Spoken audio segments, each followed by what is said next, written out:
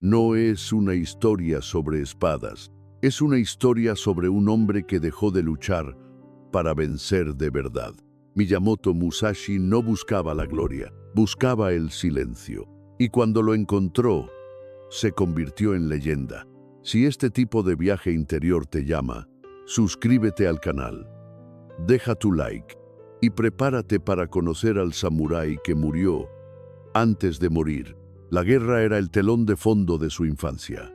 El cielo nacía gris, la tierra olía a hierro, y el viento traía noticias de batallas que los niños no comprendían pero temían igual que al trueno. Entre arrozales mojados y caminos sin nombre, en un pueblo olvidado por los mapas y por los dioses, nació un niño que no lloró al salir del vientre. Solo abrió los ojos y miró. Se llamó Takezo. Muchos años después, el mundo lo llamaría Miyamoto Musashi. Era un niño del barro, de las zarzas, de la intemperie. Mientras otros corrían detrás de insectos o imitaban a los soldados con ramas, él prefería observar. Se quedaba quieto, silencioso, como si supiera que cualquier movimiento superficial era ruido innecesario. En sus ojos había una oscuridad precoz, pero no vacía. Era el reflejo de algo que aún no tenía nombre, pero que ya lo poseía. Su padre, Munisai, era un samurái frío, más afilado que su katana. No enseñaba con palabras, sino con golpes. Su cariño era un entrenamiento, su presencia, una presión constante. Desde pequeño, Takezo fue empujado al límite del cuerpo y del alma. Dormía poco, comía lo justo, aprendía rápido. Cada caída era una lección, cada herida, un maestro. A los 7 años ya sabía sostener una espada como si fuera una extensión del brazo. A los 9 derrotaba a hombres en simulacros. Pero lo más inquietante era que no sonreía, ni en la derrota ni en la victoria. Solo miraba, solo escuchaba. Una mañana nublada, el destino dejó de esperar. Un guerrero errante, Arima Kihei, llegó al pueblo. Buscaba duelo, buscaba humillar, enseñar, demostrar que su estilo era superior. Nadie quería enfrentarlo, ni los adultos, ni los ancianos, ni siquiera el propio Munisai. Pero el niño se adelantó. Apenas 13 años, pies descalzos, mirada firme. «Quiero pelear», dijo Takezo, sin levantar la voz. La gente rió. Kihei, divertido, aceptó. Estaba convencido de que un solo movimiento bastaría para enseñar al muchacho su lugar. Pero Takezo no era un muchacho. Era una pregunta viva, un filo sin empuñadura.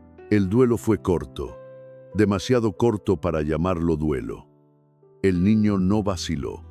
Movido por una mezcla perfecta de instinto, vacío y certeza, se adelantó antes de que Kihei pudiera atacar. Con un bo de madera le destrozó el cráneo.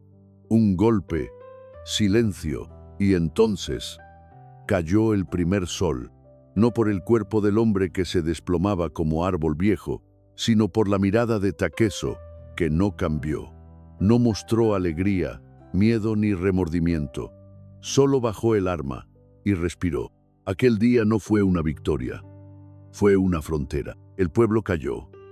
El invierno llegó antes de tiempo. Y el niño, que aún no tenía cicatrices visibles, sintió como algo dentro de él se partía en dos. No lloró, no huyó, no pidió perdón, simplemente se sentó junto al cadáver y miró las montañas, como si esperara una respuesta de las piedras.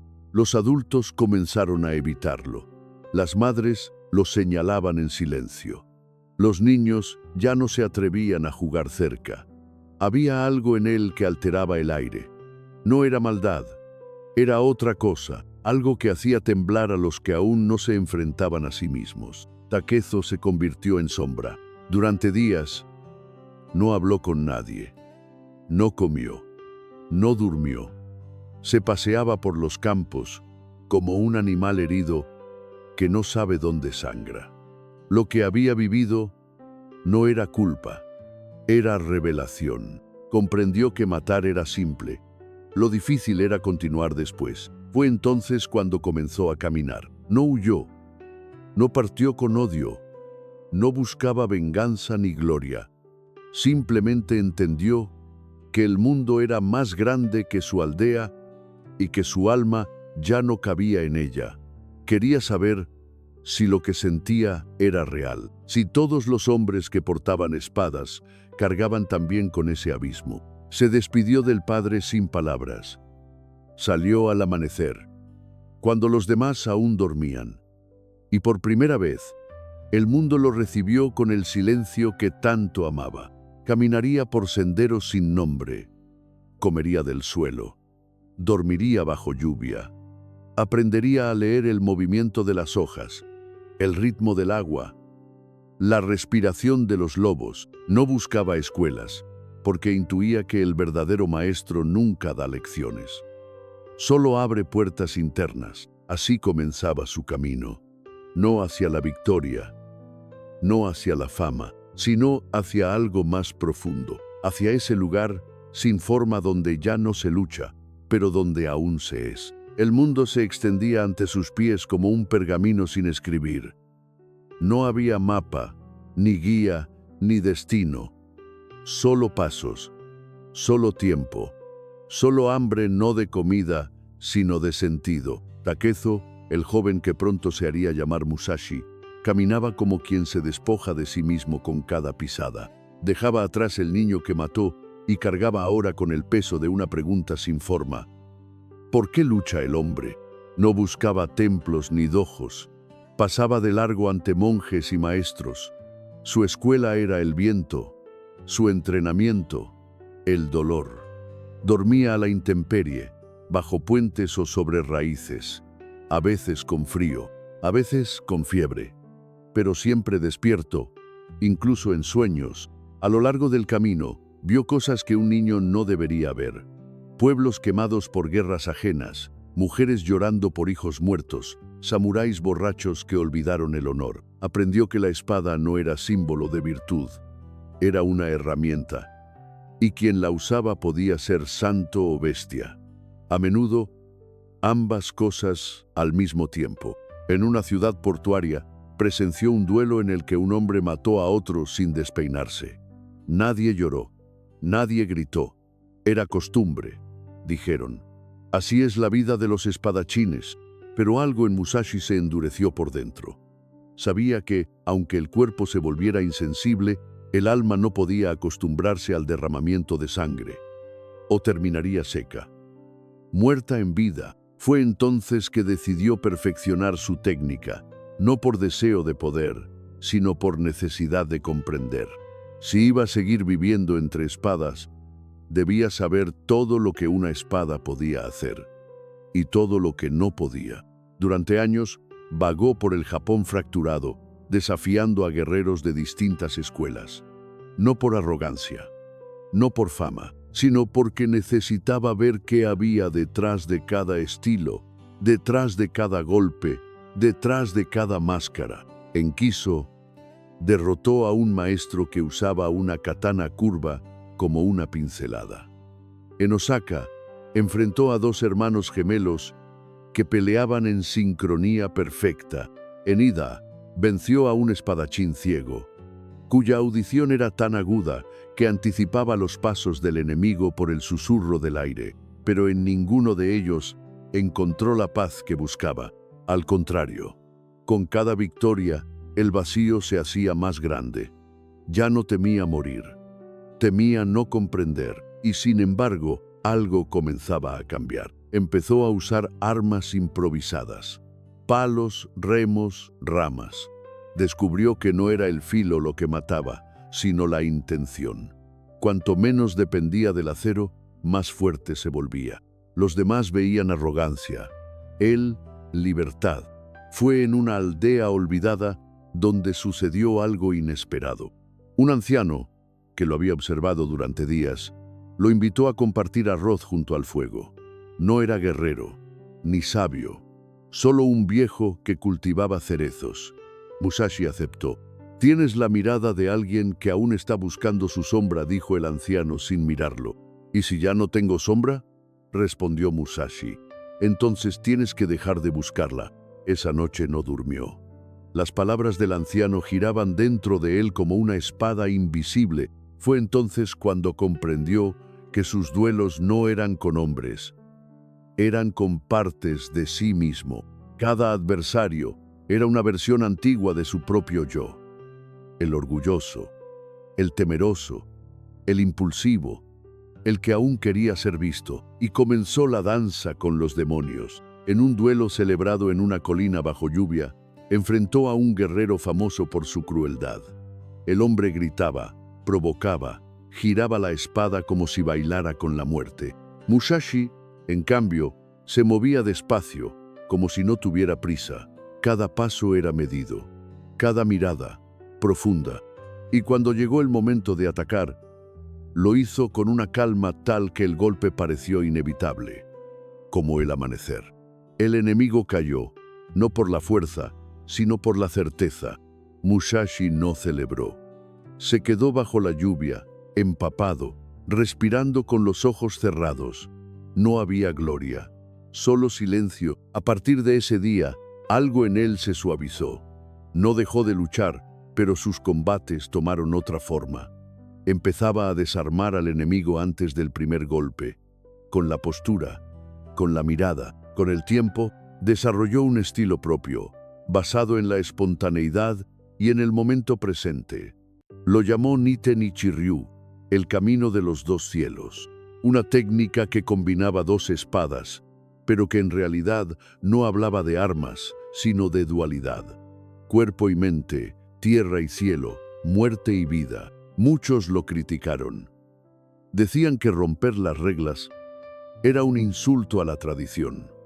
Pero Musashi no quería pertenecer a ninguna tradición. Él no quería seguir caminos, quería ser el camino, y mientras los demás se aferraban a títulos, clanes y estandartes, él seguía moviéndose como el agua, sin forma, sin obstáculo. Un día, al mirar su reflejo en un arroyo, no se reconoció. No porque hubiera cambiado físicamente, sino porque ya no había deseo en sus ojos, ni miedo, ni rabia, solo una profunda, insondable paz, y con ella una nueva pregunta. ¿Es posible vencer sin destruir? Esa pregunta lo acompañaría durante los años siguientes, porque el próximo enemigo ya no tendría rostro. Era extraño lo que le ocurría a Musashi. Cuanto más afilado se volvía su arte, más lejos se sentía del combate. No era fatiga, no era miedo, era una percepción nueva, invisible, que empezaba a brotar desde el centro de su ser, la sospecha de que la verdadera victoria no tenía forma y que la guerra tal vez no era más que una sombra proyectada por la mente. Musashi ya no buscaba duelos, pero los duelos lo buscaban a él, como si el eco de sus pasos atrajera a los que aún necesitaban demostrar algo. Guerreros jóvenes con ojos llenos de fuego, maestros consagrados con espaldas rígidas, oportunistas con espadas recién pulidas. Todos lo desafiaban. Todos querían vencer al nombre, pero él ya no era un nombre, ni siquiera un rival. Recibía a los oponentes con respeto, pero sin apego. Los escuchaba hablar, los observaba moverse, y antes de que alzaran el arma, ya conocía sus grietas. No por arrogancia, sino porque había aprendido a ver lo que no se ve. La tensión en el cuello, la rigidez en los tobillos, la ansiedad en los párpados. Musashi no vencía con la espada, vencía en el espacio entre la intención y el gesto. Fue en ese estado que empezó a percibir el mundo como un mar sin orilla, donde no hay principio ni fin, donde cada ola no es más que un instante del agua, que viene y se va. Y él era eso: agua, movimiento, fluidez. En la cima de una colina, durante un duelo al atardecer, enfrentó a un hombre que lo superaba en estatura, fuerza y velocidad. Un guerrero formado en la corte, con armadura de seda y rostro sereno. El combate fue breve. Musashi no lo derribó, no lo hirió, simplemente lo desvió, lo vació. El hombre cayó solo, sin recibir un golpe, porque en su mente ya estaba derrotado. Musashi lo ayudó a levantarse, le ofreció agua y le dijo una sola frase: el que lucha contra otro, pierde. El que lucha contra sí mismo, comienza a ver. El rumor de esa frase se esparció más rápido que cualquier relato de sangre, y muchos empezaron a temerlo no por sus técnicas, sino por su mirada, porque enfrentarlo era como mirarse en un espejo que devolvía la verdad. A partir de entonces, Musashi dejó de cargar espadas por días enteros. A veces, llevaba solo un bastón o un trozo de bambú. Algunos pensaban que provocaba, otros que se burlaba, pero la realidad era más simple. Musashi ya no necesitaba acero para estar listo, porque su verdadera arma era su presencia. Comenzó a escribir más. Pequeñas frases, metáforas, reflexiones que apenas compartía. No buscaba enseñar, sino comprender. Anotaba en papel de arroz con trazos suaves, respirando con cada sílaba. Algunos textos eran tan breves como un latido. Cuando no hay forma, no hay debilidad. La espada más perfecta es la que no se usa. El verdadero corte no sangra, libera. Una tarde, mientras meditaba bajo un cerezo florecido, vio caer un pétalo sobre su rodilla. No lo apartó. Lo observó durante minutos, hasta que el viento lo llevó de nuevo al suelo. Entonces, escribió: todo lo que cae, ya estaba cayendo. Esa fue una revelación. Comprendió que la caída no es fracaso, sino naturaleza. Que la derrota no es error, sino parte del viaje. Que la muerte no es tragedia, sino ciclo. Y con esa revelación llegó el inicio del desapego. Ya no temía perder.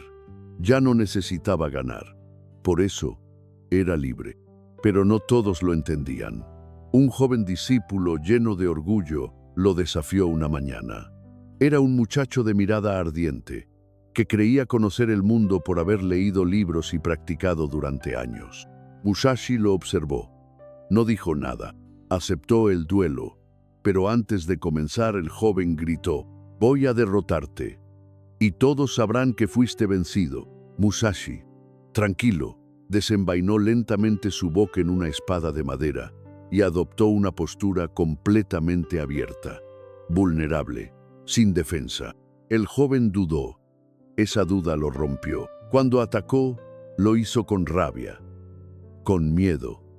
Musashi esquivó sin esfuerzo. Lo desarmó con un giro del cuerpo y colocó el borde del bokken sobre su garganta. No viniste a vencerme, le dijo. Viniste a vencer tu duda. Pero atacaste desde el orgullo. El muchacho cayó de rodillas. No por el golpe, sino por la verdad. Musashi no lo humilló, lo ayudó a levantarse. Y en silencio, lo abrazó. Ese fue su nuevo estilo. El espejo roto, porque todo el que se paraba frente a él veía su propia grieta. No enseñaba técnicas, enseñaba visión.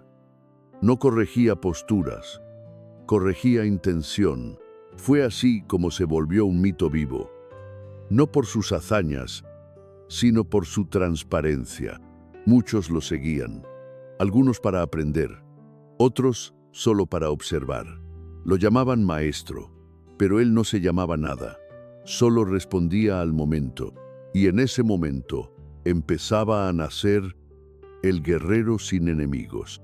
Aquel que vence a todos no es necesariamente sabio, pero aquel que decide dejar de combatir empieza a entender. Musashi lo comprendió cuando su nombre ya era más pesado que su cuerpo. Había vencido a decenas de hombres, superado estilos, deshecho teorías, desmontado egos con la mirada, pero con cada victoria, algo en él se desvanecía. No era cansancio físico, era una nostalgia desconocida, la de no desear nada. Ya no sentía necesidad de estar en ninguna parte, ni de hablar, ni de mostrar, ni siquiera de recordar. Fue entonces cuando, en completo silencio, desapareció. No avisó a nadie, no dejó pistas, solo se marchó. Y en las faldas de una montaña de Kumamoto encontró lo que buscaba: piedra, sombra y eco. La cueva arraigando, un vacío en la roca, sin puertas ni ventanas, solo el susurro del viento y la respiración del mundo. Allí decidió quedarse, no como retiro, no como castigo, sino como transformación. Musashi llevó consigo lo mínimo: un cuenco para el arroz, un pincel, pocas ropas y la única espada que seguía cargando, la interior. Los días pasaban sin nombre, las estaciones cambiaban, pero él ya no marcaba el tiempo. Dormía cuando el cuerpo lo pedía, escribía cuando la mente se abría, meditaba cuando el alma lo llamaba. Nadie le ordenaba nada, ni siquiera él mismo. Reigando era más que un refugio, era un espejo sin superficie. Allí, Musashi comenzó a escribir el libro más silencioso del mundo. No era un tratado de guerra ni una autobiografía, era una lista de principios que él mismo debía recordar. Lo llamó Dokkodo, el camino de la soledad. 21 líneas, ninguna explicación. No busques placer por sí mismo, no te lamentes por lo que ha pasado, no tengas miedo a la muerte, no te aferres a nada, ni siquiera a ti mismo. Cada frase era un corte en la ilusión, cada palabra una rendición ante la verdad. Musashi no escribía para discípulos, escribía para el vacío, porque había descubierto que el mayor enemigo no era otro hombre, ni otra espada, ni otro estilo. El enemigo más persistente y profundo era él mismo. El yo que quería ser más. El yo que aún temía desaparecer. Y ese enemigo aún respiraba dentro de él. Durante semanas enteras, Musashi no pronunció una sola palabra. Observaba, escuchaba. Se sentaba frente a las piedras como si fueran dioses antiguos. Escuchaba a los insectos moverse entre las grietas. Aprendía a morir lentamente, no con dolor, sino con lucidez. Una mañana se miró las manos. Eran huesudas, manchadas por el tiempo, temblaban un poco, y sin embargo, en ellas ya no había violencia. Fue entonces cuando comprendió que el ego no se vence luchando, se vence soltando, no se conquista, se disuelve. Y para disolverlo, había que abrazarlo primero. Recordó a cada hombre que había derrotado, no con culpa, sino con compasión. Recordó al niño que fue, al joven errante, al guerrero arrogante, al maestro silencioso. Todos vivían dentro de él como ecos lejanos, y los dejó partir, uno por uno. Una noche sin luna, sintió miedo, no miedo de morir, sino miedo de perderse completamente, de no saber quién era. Pero entonces comprendió, eso era lo que había buscado toda su vida: desaparecer. No ante el mundo, sino ante sí mismo. No ser forma, no ser nombre, no ser historia, solo ser. La caverna respiraba con él. No era una tumba, era un útero. Allí no se encerró, allí renació. Cierta mañana, un joven se acercó a la entrada de la cueva. Había escuchado rumores. Quería ver al gran Musashi, no para desafiarlo, sino para verlo. El joven esperó horas, en silencio. Cuando finalmente Musashi salió, no llevaba espada, ni siquiera un bastón, solo una pequeña hoja de papel en la mano. El joven se arrodilló. «Maestro, ¿cómo se vence al ego?». Musashi lo miró con ternura. No dijo nada, solo dejó caer el papel al suelo y volvió a entrar. El joven lo recogió. En él, una sola frase: el ego no se vence, se olvida. Desde entonces, nadie más lo volvió a ver. Algunos dicen que murió sentado, con los ojos abiertos hacia la luz. Otros, que se convirtió en viento y piedra. Pero lo cierto es que, en Reigando, Musashi venció al último enemigo y se volvió nada, y en esa nada encontró la paz. La mayoría de los hombres pasan la vida entera luchando por ser recordados. Musashi dedicó la suya a olvidarse, y fue ese olvido lo que lo hizo eterno. Los últimos días en la cueva arraigando fueron los más silenciosos. No porque no pasara nada, sino porque todo sucedía desde un lugar sin forma, sin nombre. Musashi ya no escribía, ya no meditaba con rigor, ya no entrenaba. Simplemente existía, con la lentitud de una hoja que cae, con la certeza de una piedra que no necesita moverse para estar completa. Sus huesos dolían, sus músculos, antes como acero, se volvían polvo. Pero en su mirada había una claridad nueva, como si por fin pudiera ver el mundo sin querer cambiarlo, como si hubiese dejado de buscar. La muerte se acercaba, pero no como enemiga, sino como la respuesta que siempre había estado esperando. Durante años había enfrentado a hombres, después a ideas, más tarde a sí mismo. Ahora, por fin, no quedaba nadie frente a él, y esa soledad, que para otros sería castigo, para Musashi era plenitud. Una tarde de otoño, mientras el viento cruzaba las piedras con la suavidad de una caricia, decidió escribir por última vez. No lo hizo con dramatismo, ni como testamento, lo hizo como quien riega una planta antes de despedirse. El resultado fue el manuscrito conocido como el Dokodo, 21 líneas que no ordenan ni suplican, solo muestran principios como piedras lisas en el fondo de un río. Fríos, claros, inmóviles. Acepta todo tal como es. No busques consuelo en el placer. No te encadenes a ningún lugar. No temas a la muerte. No tengas preferencias. Cada frase era un acto de desprendimiento, una rendición voluntaria de todo aquello que lo había definido. Musashi no pretendía ser ejemplo, ni maestro. Quería ser nada, y lo logró. El día de su muerte no hubo ceremonia, no hubo discípulos reunidos, ni flores, ni incienso. Solo el sonido del viento entrando por la cueva, solo la montaña observando en silencio. Se dice que al final se sentó con la espalda recta, como siempre, que cerró los ojos lentamente, que dejó ir la última exhalación como si soltara una espada invisible, y así partió, sin testigos, sin despedida, sin nombre. El cuerpo quedó allí, quieto, pero nadie lloró, porque en el fondo todos sabían que Musashi no había muerto, simplemente se había disuelto en aquello que tanto había buscado: el vacío. Los que llegaron después encontraron su cuenco vacío, su pincel seco y su manuscrito junto a una roca. No había más, ni oro, ni trofeos, ni reconocimientos, solo vacío, y eso lo decía todo. Afuera, el mundo siguió, las guerras continuaron, las escuelas discutieron sobre técnicas, los clanes volvieron a alzarse y caer, pero el nombre Musashi se convirtió en algo más. Ya no era solo el del guerrero invencible, era el del hombre que se venció a sí mismo. Las leyendas crecieron.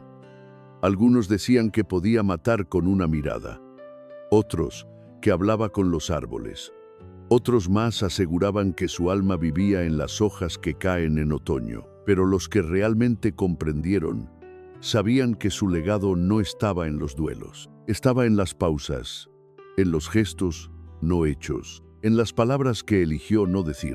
Musashi enseñó que la espada más afilada es la que no se levanta, que el enemigo más fuerte es el ego que teme desaparecer, y que la victoria más pura es aquella que nadie ve. Hoy, si uno camina en silencio por las montañas de Kumamoto, si respira con atención, si apaga el ruido del mundo, es posible escucharlo, no con los oídos, sino con el alma. Un susurro, leve como el viento entre los pinos. No hay camino fuera de ti. No hay guerra más allá de tu mente. Y no hay muerte para quien ya ha soltado todo. Así termina esta historia. O quizás, así comienza su verdad. Musashi no dejó herederos, ni castillos, ni estatuas, solo un vacío, lleno de significado. Nos enseñó que no se necesita ganar para vencer, que no hace falta hablar para ser escuchado. y que el camino más difícil es el que va hacia adentro. Si esta historia tocó algo dentro de ti, suscríbete al canal, deja tu like y comparte este video con quienes aún buscan su espada interior, porque aquí las leyendas no se gritan, se susurran como el viento.